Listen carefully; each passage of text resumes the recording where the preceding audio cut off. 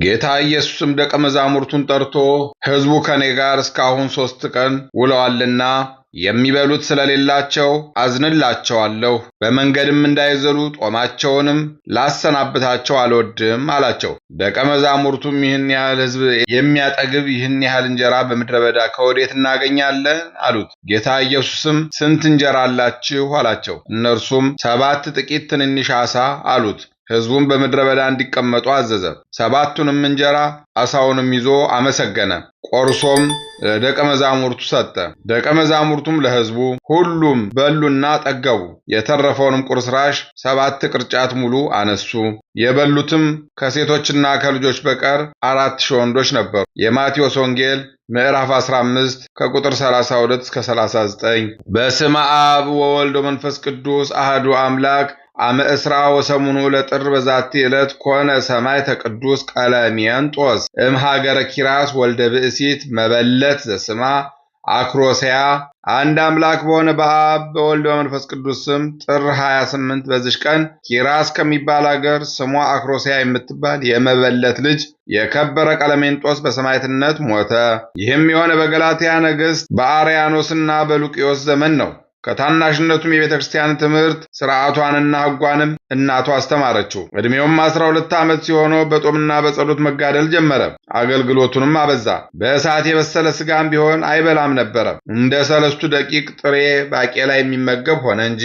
ዲቁናም ተሾመ። ጥበብና እውቀትም ተጨመረለት። ወሬውም በንጉሥ ዲዮቅልጥያኖስ ዘንድ በተሰማ ጊዜ ወደ እርሱ አስቀርቦ ብዙ ሸነገለው። ለእርሱም ልጁ ያደርገው ዘንድ ቃል ገባለት። ትእዛዙንም ባልሰማ ጊዜ ታላቅ ስቃይን አሰቃየው። እግዚአብሔርም አጸናው፣ ያለ ጉዳትም በጤንነት አስነሳው። ከሃዲያንንም አሳፈራቸው።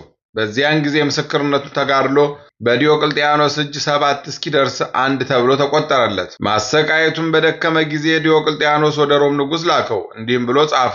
ይህ መሰሪ ከቶ እንደርሱ ያለ መሰሪ አላየሁም። ለአማልክትም ይሰዋ ዘንድ ምናልባትም ልቡን መመለስ ብትችል እነሆ ወደ አንተ ላኩት። ወደ ሮሜም ንጉሥም በደረሰ ጊዜ የወርቅ ልብሶችን አመጡለት። እርሱም ወደ ልብሶቹ አልተመለከተም። ንጉሡም በእርሱ ላይ ተቆጣ፣ ቁጣውንም አልፈራም። በዚያን ጊዜ በመንኮራኩር ታላቅ ስቃይን አሰቃየው፣ ገረፈው፣ ሕዋሳቱንም አስቆራረጠ። እግዚአብሔርም እንደ ቀድሞ ያለ ጥፋት በጤንነት አስነሳው። ይህም 2ኛ ምስክርነት ነው። ማሰቃየቱን በሰለቸው ጊዜ ወደ ኒቆምዲያ ከተማ ወደ መክስሚያኖስ ላከው። በዚያም ጽኑ ስቃይን አሰቃዩት። ጌታችንም እንደ ቀድሞ በጤንነት አስነስቶ ጠላቶቹን አሳፍራቸው። ይህም 3ኛ ምስክርነት ነው። ከዚህም በኋላ ወዳደገባት ወደ ኪራስ ከተማ መለሱት። በዚያም አሰቃዩት። ጌታችንም በጤንነት ያለ ስቃይ አስነሳው። ይህም 4ኛ ምስክርነት ነው። ዳግመኛም ወደ መክስሚያኖስ መለሱት። በዚያም ቅዱስ ከልከላዎስንና ብዙ ሰማዕታትን አግኝቶ እርስ በርሳቸው ተጽናኑ። የከበረ ቀለሜንጦስንም ጽኑ ስቃይን አሰቃዩት። ጌታችንም እንደ ቀድሞ አዳነው። ይህም 5ኛ ምስክርነት ነው። ከዚህ በኋላ ወደ መኮንን ሉቂዮስ ወሰዱትና በዚህ አሰቃዩት። ጌታችንም አዳነው። ይህም 6ኛ ምስክርነት ነው። 7ኛው ምስክርነት ብዙ ካሰቃዩት በኋላ ራሱን በሰይፍ ቆረጡት። ሶፊያም የምትባል አማኒት ሴት መጥታ የቅዱሱን ሥጋ ወስዳ ገንዛ ቀበረችው። ለእግዚአብሔር ምስጋና ይሁን፣ እኛንም በጸሎቱ ይማረን፣ በረከቱም ከኛ ጋር ትኑር ለዘላለሙ አሜን። በዚች ቀን የከበረ መነኮስ አካህው በሰማዕትነት ሞተ። ይህም ቅዱስ ፊዮም ከሚባል አገር ነው። በምንኩስናውም ታላቅ ተጋድሎ ሲጋደል የኖረ ነው። ሰይጣንም ተገልጦ መጣበት። ቅዱስ አካውህም ሰይጣንን ይዞ በራሱ ጠጉር አሰረውና ሊቀጣው ጀመረ። ሰይጣንንም ትለቀኝ ዘንድ በክርስቶስ መከራዎች አምልሃለሁ ብሎ ጮኸ። በዚህም ጊዜ ሰደደው፣ እንደ ጢስም ተበተነ። ከዚህ በኋላ በስደት ወራት ወደ ከሃዲያን አደባባይ ሄደና እኔ ክርስቲያን ነኝ ብሎ ጮኸ። ከሃዲያንም ጽኑ ስቃይን አሰቃይተው ራሱን በሰይፍ ቆረጡት። በመንግሥተ ሰማያትም የሰማዕትነት አክሊልን ተቀበለ። በረከቱም ከኛ ጋር ትኑር፣ ለእግዚአብሔር ምስጋና ይሁን አሜን። በዚህች ዕለት 800 የሆኑ የቅዱስ አካውህ ማኅበር በሰማዕትነት ሞቱ። በረከታቸው ከኛ ጋር ትኑር፣ ለእግዚአብሔር ምስጋና ይሁን አሜን። በዚች ቀን የከበረ አይሁዳዊ የማህው ልጅ ዮሴፍ አረፈ። ይህም ቅዱስ እስራኤላዊ ነው። የአይሁድንም ሃይማኖት እየተማረ አደገ። መጻሕፍቶቻቸውንም ተማረ። በአንዲት ዕለት እየተማሩ ሳለ የክርስቲያንን ልጆች አያቸው። ከእርሳቸውም ጋር ትደምረው ዘንድ እናቱን ለመናት። በደመረችውም ጊዜ የቤተ ክርስቲያን መጻሕፍት ሁሉ ተማረ።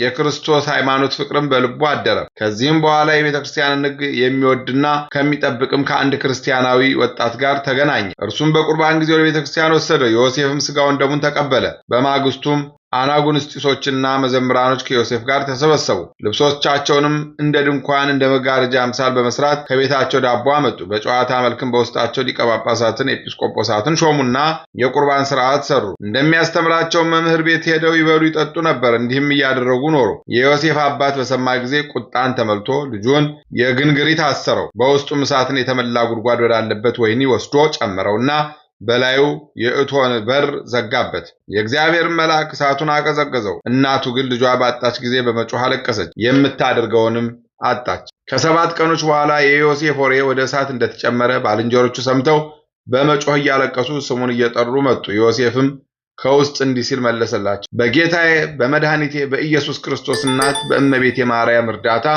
እኔ በሕይወት አለሁና ወንድሞቼ አታልቅሱ፣ እርሷ ከእሳቱ በልብሷ ሸፍና አድናኛለችና። ይህንንም በሰሙ ጊዜ ለሊቀ ጳጳሳቱ ነገሩት። እርሱም ወዲያውኑ ተነሳ፣ ከካህናቱ ጋር ወንጌልን፣ መስቀልን፣ ማዕጠንቶችን ይዘው ሄዱ። ወደ እቶንም በደረሱ ጊዜ ጸሎትን አድርሰው ዮሴፍን ከማሰሪያው ፈትተው አወጡት። አባቱ ማኅበሩን በሰማ ጊዜ መጥቶ ከሊቀ ጳጳሳቱ እግር በታች ወድቆ በጌታችን ኢየሱስ ክርስቶስ ስም አመነ። የክርስትና ጥምቀትን የሚያጠምቀው ዘንድ ለመነውና ከቤተሰቦቹ ሁሉ ጋር አጠመቀው። ዮሴፍ ግን ከዋሻ ገብቶ በየ7 ቀን እየጾመ እየጸለየ በገድል ተጠምዶ 28 ዓመት ያህል ኖረ። ከዚህ በኋላ ዕረፍቱ እንደቀረበ ባወቀ ጊዜ የቅዱስ ጊዮርጊስ ወደ ሆነች ቤተክርስቲያን ውስጥ ገብቶ በቅድስት ድንግል ማርያም ስዕል ፊት ቆሞ ወደ ተወዳጅ ልጇ ትማልድለት ዘንድ ለመናት። ከስዕሉም ውስጥ እንዲህ አለችው፣ ዮሴፍ ሆይ በ3ኛው ቀን በ3 ሰዓት ወደ እኔ ትመጣለህና ደስ ይበልህ። በዚህም ዕለት በሰላም አረፈ። ለእግዚአብሔር ምስጋና ይሁን። እኛንም በጸሎቱ ይማረን፣ በረከቱን ከኛ ጋር ትኑር ለዘላለሙ አሜን። በዚች ቀን ጌታችን ተአምራትን በማድረግ 7 እንጀራና ጥቂት ዓሣ ቆርሶ አበርክቶ ብዙ ሰዎችን አጠገበ። ይቅርታውና ቸርነቱ ከኛ ጋር ይኑር። ዳግመኛም የአባቶቻችን የአብርሃም የይስሐቅና የያዕቆብ መታሰቢያቸው ነው። ደግሞም የ3 ደቂቅና የታቤላ በረከታቸው ከኛ ጋር ትኑር። ለእግዚአብሔር ምስጋና ይሁን አሜን። አንድ አምላክ በሆነ በአብ በወልድ በመንፈስ ቅዱስ ስም ጥር 29 በዚች ቀን ከድንግል እመቤታችን ማርያም ጌታችን ኢየሱስ ክርስቶስ የተወለደበት የበዓሉ መታሰቢያ ነው። ምስጋና ይሁን ለአብ ለወልድ ለመንፈስ ቅዱስ አንድ አምላክ በሚሆን ዛሬም ዘወትርም ለዘላለሙ አሜን። በጥር 28 ቀን የሚከበሩ ዓመታዊ የቅዱሳን በዓላት ቅዱስ ቀለሜንጦስ ሰማዕት ስለ ሃይማኖት 7 ጊዜ ሙቶ የተነሳ 7 አክሊል የወረደለት፣ ቅዱስ አካውህ መነኮስ 800 ሰማዕታት፣ ቅዱስ ዮሴፍ አይሁዳዊ የእመቤታችን ወዳጅ፣ ቅድስት ሳቤላ። ወርሃዊ በዓላት አባቶቻችን አብርሃም ይስሐቅና ያዕቆብ፣ ቅዱስ ቴዎድሮስ ሮማዊ፣ ቅዱስ አንድራኒቆስና አትናስያ፣ ቅድስት ዓመተ ክርስቶስ። ምስጋና ይሁን ለአብ ለወልድ የሰማነውን በልቦናችን ያሳድርብን። ከቅዱሳን አባቶቻችን ከቅዱሳት እናቶቻችን በረከት ረድኤት ያሳትፈን። ክፉን ያርቅልን፣ በጎን ያቅርብልን። የተሻለውን ነገር በቸርነቱ ያዘጋጅልን። ነፍሳተ ሙታንን ይማርልን፣ ሕያዋንን ይጠብቅልን። በጸሎታቸው አስቡን አትርሱን ያሉንን በያሉበት ያስብልን። የነነዌን ሕዝብ ከእሳት እንዳወጣቸው እንዳተረፋቸው መዓቱን በምሕረት ቁጣውን በትዕግስት እንደመለሰ እኛንም ጾማችንን፣ ጸሎታችንን፣ ሱባኤያችንን ተቀብሎ የኃጢአት መደምሰሻ የመንግሥተ ሰማያት መውረሻ የዲያብሎስ ድል መንሻ ያርግልን። የቸርነቱ ሥራ ይስራልን። አቡነ ዘበሰማያት ይትቀደስ ስምከ ትምጻእ መንግሥትከ ኢየሱስ ክርስቶስ ከመ ይስረይ ለነ ኃጣውኢነ ተማኅፀነ ብከ ያለ እግዚአብሔር አብይ ኦ እግዚእ ኢየሱስ ክርስቶስ ሥራይ ኃጢአቴ ወኃጢአተ ኩሉ ሕዝብከ እማሰራ ኃጢአት እግዚአብሔር ይፍታ። እግዚአብሔር ይባርክ። ሰላም ያሳድረ፣ ሰላም ያውለን፣ ሰላም ያዋለ፣ ሰላም ያሳድረን። ይቆየን።